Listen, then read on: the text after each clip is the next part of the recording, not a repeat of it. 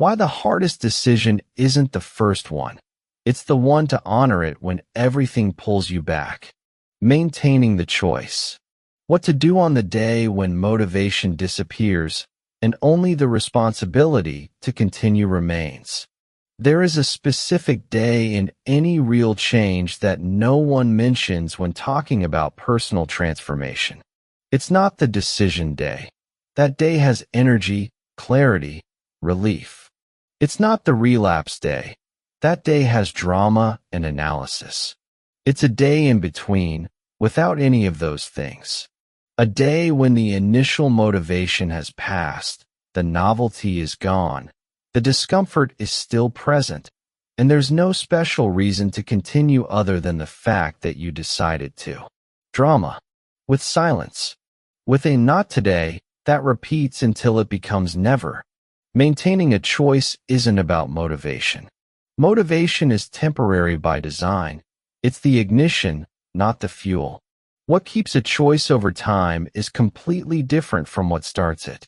What energy has gradually faded? What exactly happened in the period between the decision and the abandonment? Can you identify the day or week when you started to give in? There is extensive research on how motivation works over time in change processes. The pattern is surprisingly consistent. Motivation starts high, fueled by novelty, by the relief of decision, by the anticipation of what's to come. Then it drops. Always. The speed varies, but the drop is guaranteed. And it's here that most people interpret the drop in motivation as a sign that the change wasn't right, or that they aren't the right person for it. The drop in motivation isn't a sign that you've failed. It's the normal phase of any change. And it's exactly the phase where you decide if the change is real or temporary. James Clear, in his work on habit formation, describes the difference between motivation and system. Motivation is what gets you started. System is what keeps you going. Most people invest all their energy in motivation and none in building the system that works when motivation runs out. Viktor Frankl, from a completely different perspective, argued that what sustains human action when conditions are tough isn't pleasure or motivation. It's meaning. The ability to answer the question, why, deeply enough so that the how continues even when it's costly. Motivation asks, do I want to continue? Meaning asks, do I need to continue? They are different questions, with different answers when the cost is high. There is no universal method, but there is research on what distinguishes people who maintain changes from those who don't. 3 factors consistently appear. Factor 1, identity before behavior. The change that lasts is the one that has shifted from behavior to identity. Not, I'm trying to eat better, but I'm someone who eats well. Not, I'm trying to be more honest in relationships, but I'm someone who values honesty in relationships. This distinction may seem cosmetic. It's not. When behavior and identity collide, behavior gives way. When identity and behavior are aligned, behavior resists much more against cost and discomfort. The practical question, has the change you're trying to maintain become part of your identity? Or are you still someone who is trying? Factor 2. Clarity about the deep why, not the superficial why.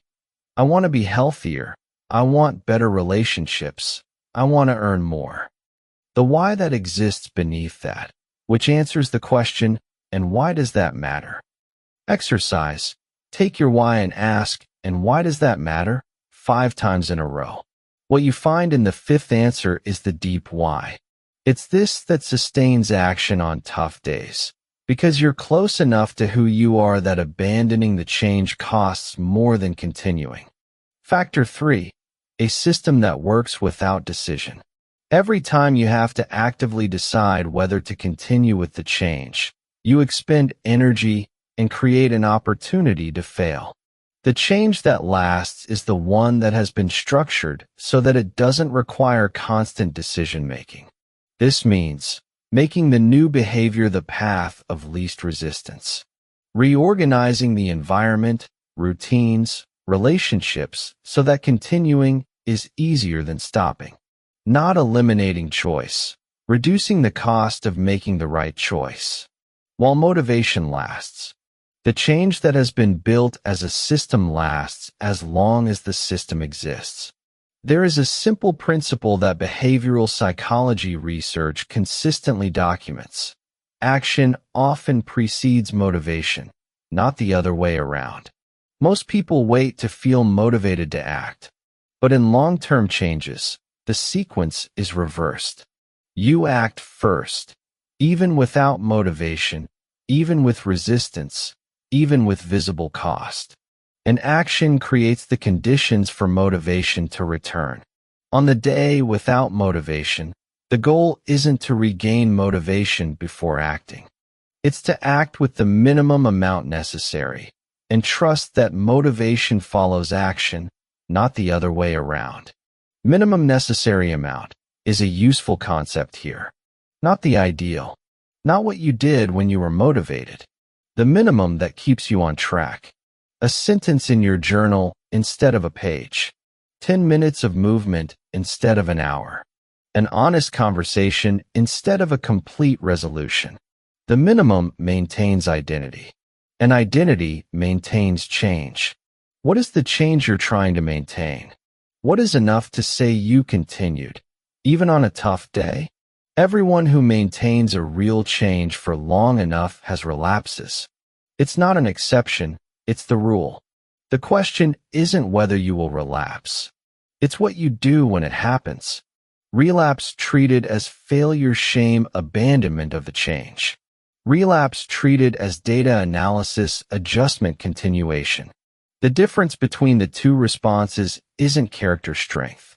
It's the mental model you have about what a relapse means. If it means I failed, it's the end. If it means here's information about where the system has weaknesses, it's the beginning of a better version of the system. Research on relapse and behavior changes, including smoking cessation, dietary changes, exercise, consistently shows that people who maintain changes long-term do not have fewer relapses. They have a different relationship with the relapses they have. Relapsing doesn't undo progress. Quitting after relapsing undoes progress. Maintaining a choice is probably the quietest work there is. It doesn't have the drama of the original decision. It doesn't have the visibility of a final outcome. It's done mainly on days that no one sees, in moments where the only reason to continue is that you decided you would. And it's exactly there, in that silence, in that absence of drama, that real change happens. Not in the big moments. In the accumulation of small moments where you chose to continue when you didn't have to. You don't need to want to continue every day. You need to continue even on the days you don't want to. That's what transforms a decision into a life. This is visible choice. What to do on the day when motivation disappears and only the responsibility to continue remains. Next time, the most complicated episode of this season, because it involves other people with their own choices. How to choose in relation. When what you want and what the person you love wants don't point in the same direction. Visible choice. Season 1. At Posico Invisible. The choice this episode examines isn't simple to name, because it was made before you were aware that you were making a choice. It became a habit. It became an identity. It became the way things are. And the first step to choosing differently is to see what was being chosen and why. Visible choice was built to make visible what is always present but rarely examined. That most of what we call choices are better presented reflections. What was taught, what was inherited, what was shaped by specific environments. All of this operates in decisions that seem most personal and most free. There is a difference between deciding and choosing. Deciding is what we do when we process information and reach a conclusion. Choosing is what we do when we have real awareness of the alternatives, including the alternative of not doing what we've always done. This series works exactly on that difference.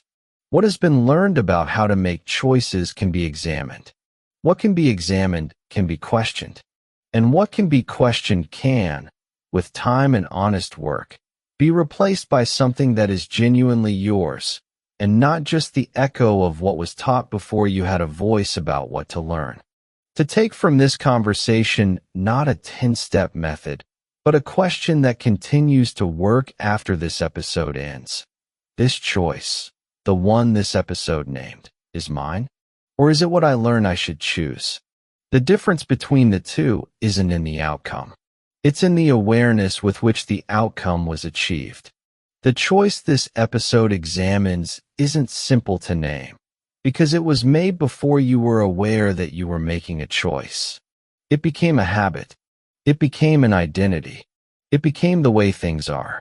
And the first step to choosing differently is to see what was being chosen and why. Visible choice was built to make visible what is always present but rarely examined. That most of what we call choices are better presented reflections. What was taught, what was inherited, what was shaped by specific environments. All of this operates in decisions that seem most personal and most free. There is a difference between deciding and choosing. Deciding is what we do when we process information and reach a conclusion. Choosing is what we do when we have real awareness of the alternatives, including the alternative of not doing what we've always done.